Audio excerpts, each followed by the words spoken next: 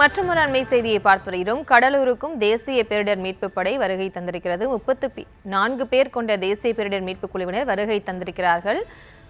இது தொடர்பான விவரங்களோடு இணைகிறார் நமது செய்தியாளர் பாரிவள்ளல். வணக்கம். மேலும் விவரம்.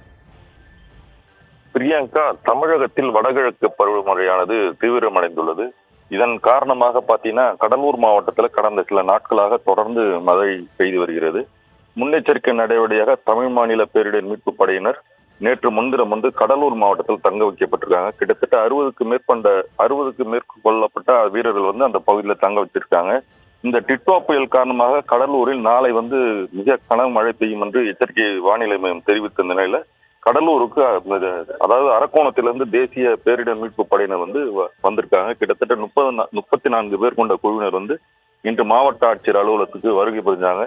இவர்களை மாவட்ட ஆட்சியர் சிபி ஆதித்ய செந்தில்குமார் நேரில் சந்தித்து அவர்களுடன் இந்த மீட்பு படையை மீட்பு பணிகள் குறித்து அவர்கள் கேட்டிருக்காங்க. அப்போது மாவட்ட ஆட்சியர் தெரிவிக்கும் பொழுது இயற்கையால பெரிதும் பாதிக்கப்படக்கூடிய மாவட்டம் கடலூர் மாவட்டம். இதனால இந்த மழையினால பெரிய அளவு பாதிப்புகளை நம்ம சந்திச்சிருக்கோம். அந்த மாதிரி நேரத்துல இந்த மீட்பு படையை சேர்ந்த குழுவினர் நாங்கள் சொல்கின்ற பகுதிகளுக்கு சென்று மீட்பு பணியில் ஈடுபடுவதற்கு தயாராக இருக்குமாறு அவரிடம் அறிவித்திருக்காங்க. அவர்கள் அதாவது மீட்பு படையினர் தங்களுடன் ரப்பர் படகு, அதாவது மரம் அறுக்கும் இயந்திரம், மண்வெட்டி, கடப்பாறை உள்ளிட்ட பொருட்களுடன் அவர்கள் இந்த மீட்பு பணிக்கு வந்திருப்பதாக அந்த அதிகாரிகள் தகவல் தெரிவித்தாங்க. பிரியங்கா,